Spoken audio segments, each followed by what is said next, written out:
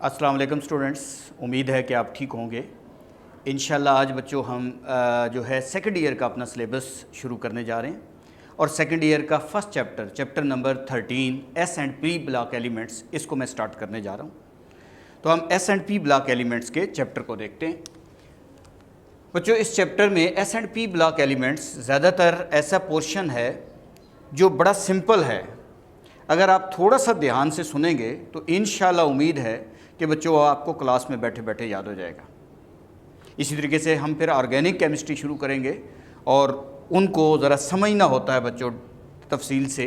तो हम इस चैप्टर को शुरू करते हैं। आपके पास चैप्टर नंबर 13 लेटेस्ट एडिशन के मुताबिक इसमें सबसे पहले पीरियोडिक टेबल क्या है बच्चों। आपको पता है पीरियोडिक टेबल, अगर मैं इसको डिफ़ाइन करूं तो पीरियोडिक टेबल क्या होता है, ये मैट्रिक्स से हम पढ़ते आ रहे हैं। हम कह सकते हैं कि table in which elements are arranged by increasing order of their atomic number is called periodic table. ऐसा टेबल जिसमें हम एलिमेंट्स को अरेंज करें by increasing order of their atomic number, उस टेबल को पीरियोडिक टेबल कहते हैं। जैसे आपने देखा होगा कि बच्चों लेफ़्ट से राइट चलें तो एटॉमिक नंबर ऐसे करके चलता जा रहा है, इंक्रीज़ होता जा रहा है। हम ये भी कह सकते हैं बच्चों, एक और डेफिनेशन भी करते हैं, मुख्तलिफ बुक्स में लिखी होती है कि table in which elements are arranged in the form of groups and period is called periodic table. ऐसा टेबल जिसमें एलिमेंट्स को अरेंज किया जाए in the form of groups and period, उस टेबल को भी पीरियोडिक टेबल कहते हैं। जैसे हमारे पास ये एक पीरियोडिक टेबल का रफ सा स्केच है बच्चों। अगर मैं आपसे इसमें कहूँ कि ग्रुप क्या होता है तो आपने देखा होगा बच्चों कि टॉप से बॉटम ये जो कॉलम्स होते हैं ये ग्रुप्स कहलाते हैं। तो हम आम तौर पर इसकी डेफिनेशन ये पढ़ते हैं कि vertical columns of the elements in the periodic table are called groups. Vertical columns of the elements in the periodic table are called groups. और जो हमारे पास हैं, जो ग्रुप हैं, वो दो में डिवाइड किए गए हैं। एक के साथ ए आता है बच्चों, ये सब ग्रुप ए, इनको हम रिप्रेजेंटेटिव एलिमेंट्स भी कहते हैं, इनको हम नॉर्मल एलिमेंट्स भी कहते हैं, इनको आमतौर पर एस ब्लॉक और या पी ब्लॉक एलिमेंट्स कहा जाता है। जैसे लेफ़्ट साइड पे आप देखें तो ये सारे जो हैं एस ब्लॉक एलिमेंट्स कहलाते हैं। ये ग्रुप 1 और ग्रुप 2 के जो एलिमेंट्स हैं ये एस ब्लॉक एलिमेंट्स हैं। इधर आपके पास एक एस ब्लॉक एलिमेंट हीलियम पड़ा है बच्चों, लेकिन ओवरऑल जनरल देखें तो ये 3 से लेकर 8A तक ये पी ब्लॉक एलिमेंट्स हैं।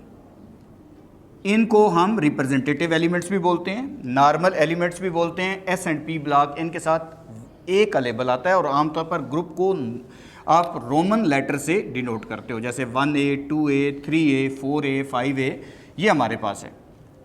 अब जो दूसरा है हमारे पास, इसमें बी वाले भी हैं, ये भी 8 हैं। ये 3B से लेकर 2B तक होते हैं। यानी इनकी तरतीब ऐसे क्यों नहीं है बच्चों कि 1B फिर 2B फिर 3B। तो मैं चैप्टर नंबर जब 14 पढ़ाऊंगा तो उसके अंदर रीज़न पढ़ाऊंगा कि इनको आपने इस तरतीब से क्यों नहीं लिखा। तो ये भी आपके पास आप समझ लें 1B से 8B तक होते हैं, ये भी 8 होते हैं। जो 8वां ग्रुप है उसमें 3 कॉलम्स हम हैं, ये भी आप अपने बुक में टेबल पे देख सकते हो। इनको आप डी ब्लॉक एलिमेंट्स कहते हो। ये आपके पास डी ब्लॉक एलिमेंट्स कहलाते हैं। और बॉटम पे ये जो एलिमेंट्स हैं इनको हम नाम देते हैं एफ ब्लॉक एलिमेंट्स। इनको हम नाम देंगे F block elements. F block elements बच्चों, जो डी ब्लॉक और एफ ब्लॉक एलिमेंट्स हैं इनको हम ट्रांजिशन एलिमेंट कहते हैं। जो चैप्टर नंबर 14 हमारा होगा वो हमारा D and F block elements पे होगा, ठीक है। इनको ट्रांजिशन एलिमेंट कहते हैं, फिर डी को आउटर ट्रांजिशन कहते हैं, एफ को इनर ट्रांजिशन कहते हैं। और जो ये हमारे पास एफ ब्लॉक एलिमेंट हैं, यहाँ पे लेंथानाइड्स हैं बच्चों, और ये लेंथानाइड का ताल्लुक बच्चों 3rd पीरियड से है। लेंथानाइड का ताल्लुक 6th पीरियड से है। और इसी तरीके से ऑक्टिनाइड्स हैं, उनका ताल्लुक जो है वो 7th पीरियड से है। तो ग्रुप्स क्या बताता है बच्चों, ग्रुप से हमें पता चलता है number of valence electron in their outer most shell. जैसे मुझे कहा जाए कि एक एलिमेंट है उसका ताल्लुक 7th ग्रुप से है, तो मैं कहूँगा उसके आउटर मोस्ट शेल में 7 इलेक्ट्रॉन्स हैं। अच्छा, पीरियड क्या होते हैं आपके पास? Horizontal rows of the elements in the periodic table are called periods. There are 7 period in the periodic table. और पीरियड से पता क्या चलता है? नंबर ऑफ शेल का पता चलता है। जैसे मैं कहता हूँ एक एलिमेंट है उसका ताल्लुक 5 पीरियड से है, तो क्या होगा उसमें नंबर ऑफ शेल की तादाद 5 होगी। ये मैट्रिक लेवल की बातें थी, इंट्रोडक्शन था। कोई अगर आपसे पूछ ले कि आपका पीरियोडिक टेबल कितने ब्लॉक में डिवाइड है, तो आपको पता होना चाहिए 4 ब्लॉक होते हैं, S block, B block, P block, D block और एफ ब्लॉक। एस और पी ब्लॉक एलिमेंट्स को हम नॉर्मल या रिप्रेजेंटेटिव एलिमेंट्स कहते हैं, डी और एफ ब्लॉक एलिमेंट को हम ट्रांजिशन एलिमेंट कहते हैं। तो हमारा पीरियोडिक टेबल 4 ब्लॉक पे डिवाइडेड है। तो ये हमारे पास पीरियोडिक टेबल का थोड़ा सा इंट्रोडक्शन। अब मैं पहले टॉपिक की तरफ जा रहा हूँ और पहला टॉपिक हमारे पास है बच्चों, इसमें हमारे पास आपको पता है ना कि ये चैप्टर जो है वो 5 हिस्सों में डिवाइड कर लेना चाहिए। मैं बच्चों को याद करने के लिए भी जब गुर बताता हूँ तो मैं कहता हूँ इसे 5 हिस्सों में डिवाइड करें। जैसे एक आप इसका पोर्शन बनाएं, आप थर्ड पीरियड एलिमेंट की प्रॉपर्टीज़ पढ़ेंगे बच्चों, थर्ड पीरियड एलिमेंट्स की प्रॉपर्टीज़ पढ़ेंगे। एक तो मैं इनके बारे में आपको यहाँ पे पूरी डिटेल बताऊँगा। दूसरा आप इसमें फर्स्ट ए ग्रुप एलिमेंट्स पढ़ेंगे, फिर इसमें सेकंड ए ग्रुप एलिमेंट्स पढ़ेंगे, फिर इसमें 4A ग्रुप एलिमेंट्स, और फिर इसी तरीके से 7A ग्रुप एलिमेंट्स हैं, ये हमारे फेडरल की किताब में डिस्कस हैं। हम इन एलिमेंट्स को यहाँ पर डिस्कस करेंगे, इनकी properties, first A, second A, 4A और 7A और थर्ड पीरियड। इसलिए इसको आप 5 हिस्सों में डिवाइड करके भी याद कर सकते हैं। इसका बेस्ट याद करने की टेक्निक ये है कि बच्चों इस चैप्टर के टोटल 10 क्विक क्विज़ हैं, तो पहले आप 10 क्विक क्विज़ याद करें, फिर आप इस चैप्टर के शॉर्ट क्वेश्चंस हैं उनको 15 हैं वो आप इसके तैयार करें। और इस चैप्टर में 2 मोस्ट इंपॉर्टेंट लॉन्ग क्वेश्चन हैं, जैसे मैं आपको पढ़ाऊँगा तो वो आपको नज़र आएंगे, उनको आप तैयार करें। तो इंशाल्लाह ये चैप्टर एग्ज़ाम के पॉइंट ऑफ व्यू से आपका बहुत अच्छा तैयार हो जाएगा। तो पहला हम टॉपिक शुरू करते हैं। हमारे पास है जी एटॉमिक रेडियस। Atomic radius.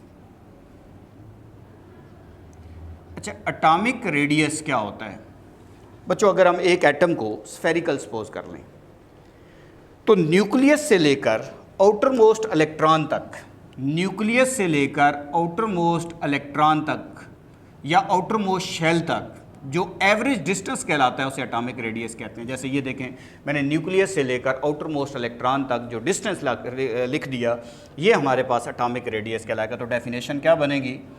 हमारे पास है average distance between the nucleus and outer most electron, shell भी लिख सकता हूं बच्चों, outer most electron is called atomic radius, is called atomic radius. लेकिन ये एक एटम के अंदर, इसको मैं और अच्छा करना चाहता तो मैं ये कर सकता था, average distance between the nucleus and outer most electron in an atom is called atomic radius. किसी भी एटम के अंदर न्यूक्लियस से लेकर आउटर मोस्ट इलेक्ट्रॉन तक जो डिस्टेंस है उसको हम एटॉमिक रेडियस कहते हैं। इसका ट्रेंड क्या है? Trend in periodic table, trend in periodic table बच्चों, क्योंकि हमने ये टॉपिक इस चैप्टर में 5 जगहों पे डिस्कस करना है। थर्ड पीरियड में, 1 ग्रुप में, 2 ग्रुप में, 4 ग्रुप में और 7 ग्रुप में। तो मैं एक ही जगह पढ़ा देता हूँ, आप सब जगहों पे इसको लिख सकते हैं। अगर ग्रुप के लिहाज से पूछे तो डाउन द ग्रुप लिख दें, अगर पीरियड के लिहाज से पूछे तो आप पीरियड के लिहाज से भी इसको आप लिख सकते हैं। तो हम ट्रेंड इन पीरियोडिक टेबल में सबसे पहले आते हैं down the group, down the group यानी टॉप से बॉटम क्या होता है बच्चों? एक सेंटेंस याद कर लेते हैं, एटॉमिक रेडियस इंक्रीज करता है down the group, atomic radius increases down the group. Atomic radius down the group increase करता है बच्चों। इसकी आप रीज़न लिखनी है, इसकी रीज़न क्या है, क्यों इंक्रीज़ करता है? मुख्तलिफ तरीके हैं बच्चों, जैसे जैसे हम आगे चलते जाएंगे हमारा लेवल जब इंक्रीज़ करेगा तो हम एक लाइन में भी जवाब देंगे। लेकिन मैं तो एक ऐसे बच्चे को भी पढ़ा रहा होता हूँ बच्चों जिसको बिल्कुल ही समझ लें कि उसको कोई चीज़ समझ नहीं आती, वो कहता है कि सर मुझे तो अभी भी नहीं पता चल रहा, तो मैं इस चीज़ को लेके चल रहा होता हूँ। तो मैं आप पहले कोई एक एग्जांपल लेके चलते हैं। जैसे फर्स्ट ग्रुप एलिमेंट की चंद की इलेक्ट्रॉनिक कॉन्फ़िगरेशन लिख के चेक करते हैं। तो बच्चों हम फर्स्ट एलिमेंट में हाइड्रोजन, उसके इलेक्ट्रॉनिक कन्फिग्रेशन लिखें तो 1s1। आपको पता है जिनके साथ 1 लिखा होगा वो सिर्फ एक शेल होता है, उसमें K शेल। अब इसके नीचे आ जाएगा lithium, atomic number 3, electronic configuration बन जाएगी 1s2 2s1। शेल बनाएंगे तो K शेल, ये L शेल। अच्छा, इससे नीचे आएंगे तो sodium, atomic number 11, electronic configuration बन जाएगी 1s2 2s2 और हमारे पास है 2p6 3s1। तो K शेल, 2 वालों के साथ L शेल और 3 वालों के साथ M शेल। तो देखें, मैं आपसे कहता हूँ बच्चे रीज़न इसकी क्या है, डाउन द ग्रुप क्या हो रहा है, तो आप कहते हैं this is because down the group atomic number increases. किसी भी ग्रुप में आओगे एटॉमिक नंबर बढ़ेगा। Electrons are being added, electrons are being added to a new shell, electrons are being added to a new shell, therefore atomic radius increases. बच्चों इसको ऐसे है ना कि जितने शेल बढ़ते हैं ना, ये हमारे पास न्यूक्लियस है अगर, और दरमियान में बहुत सारे शेल आ जाएं और इन शेल के आने से सबसे बाहर वाले शेल के अंदर जो इलेक्ट्रॉन है उसमें और न्यूक्लियस में फोर्स ऑफ अट्रैक्शन कम हो जाए, इन शेल के आने की वजह से उसे कहते हैं शील्डिंग इफेक्ट। तो इसलिए जब जितने शेल बढ़ते हैं ना उतना शील्डिंग इफेक्ट बढ़ता है। जैसे मैं कहता हूँ टॉप से बॉटम आते हैं, शेल बढ़ते हैं, तो इसका मतलब है दरमियान में शील्ड आती जा रही है, न्यूक्लियस में और सबसे बाहर वाले इलेक्ट्रॉन में फोर्स कम होती जा रही है। तो जितना शील्डिंग इफेक्ट बढ़ेगा एटॉमिक रेडियस इतना इंक्रीज होगा। तो मैं आपसे कहता हूँ एटॉमिक रेडियस क्यों इंक्रीज करता है, तो आप कहते हैं this is because down the group atomic number increases, electrons are being added to a new shell, therefore atomic radius increases down the group. बच्चों मोस्टली तमाम ग्रुप में यही ट्रेंड फॉलो हो रहा होता है। अब हम आते हैं along the period, along the period. अच्छा बच्चों, अगर आप लोगों को कि आप कहें कि एक एक लाइन लिखी हुई भी मिल जाए तो मेरे नोट्स अवेलेबल हैं, आप उन नोट्स को यूज़ कर सकते हैं। उनके अंदर जो मेरा लेक्चर होता है वो सारे का सारा रिटर्न फॉर्म में होगा। तो हमारे पास अलोंग द पीरियड, इसमें एक सेंटेंस याद करते हैं, जनरल ट्रेंड है बच्चों। अभी मैं एक एक्सेप्शनल केस भी बताऊंगा। Atomic radius decreases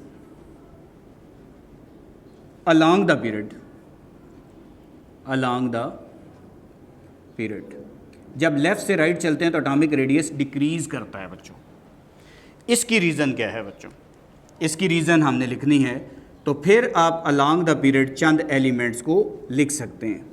along the period Chand elements में से बच्चों मैं यहाँ टॉप पे उन एलिमेंट्स की इलेक्ट्रॉनिक कन्फिग्रेशन यहाँ पे लिख देता हूँ। एक कद की मैं यहाँ पे लिख देता हूँ। जैसे हमारे पास लेफ़्ट से राइट थर्ड पीरियड को ही लेके चलते हैं बच्चों, तो एटॉमिक नंबर सोडियम 11 है, इलेक्ट्रॉनिक कन्फिग्रेशन लिखोगे 1s2 2s2 2p6 3s1। Shell बनाओ तो ये K शेल, इनके साथ 2 है L शेल, इनके साथ 3 है M शेल, ये बन गया। अच्छा, इसके बाद नेक्स्ट लेफ्ट से राइट चलेंगे तो मैग्नीशियम आएगा। मैग्नीशियम का एटॉमिक नंबर 12 होता है, इलेक्ट्रॉनिक कन्फिग्रेशन लिखोगे 1s2 2s2 2p6 3s2 हो जाएगा। शेल बनाएं K shell, L shell, M shell. अच्छा, नेक्स्ट अगर हम आते हैं तो लेफ़्ट से राइट थर्ड पीरियड में अल्मुनियम आता है, एटॉमिक नंबर 13, इलेक्ट्रॉनिक कन्फिग्रेशन लिखें तो 1s2 2s2 2p6 3s2 3p1 हो जाएगा। अच्छा, जिनके साथ 1 है K शेल, जिनके साथ 2 है वो L शेल में आ जाएंगे, जिनके साथ 3 है वो M शेल में आ जाएंगे। तो अब देखें कि atomic radius along the period left से राइट क्यों डिक्रीज़ करता है, क्योंकि देखें एटॉमिक नंबर तो यहाँ पे बढ़ा है, ग्रुप में भी बढ़ा था बच्चों। तो this is because along the period atomic number increases. लेकिन आप चेक करें, electrons are being added to a same shell, electron same shell में ऐड हो रहे हैं। देखो शेल वही है, M ही आ रहा है आखिर में। तो जब बच्चों उसी शेल के अंदर एक इलेक्ट्रॉन है, एक प्रोटॉन है, फोर्स ऑफ अट्रैक्शन कम होगी। जब उसी शेल के अंदर 2 इलेक्ट्रॉन हो जाएंगे, न्यूक्लियस में 2 प्रोटॉन हो जाएंगे, फोर्स ऑफ अट्रैक्शन और बढ़ जाएगी। उसी शेल में 3 इलेक्ट्रॉन हो जाएंगे, न्यूक्लियस में 3 प्रोटॉन हो जाएंगे, फोर्स ऑफ अट्रैक्शन और बढ़ती जाएगी।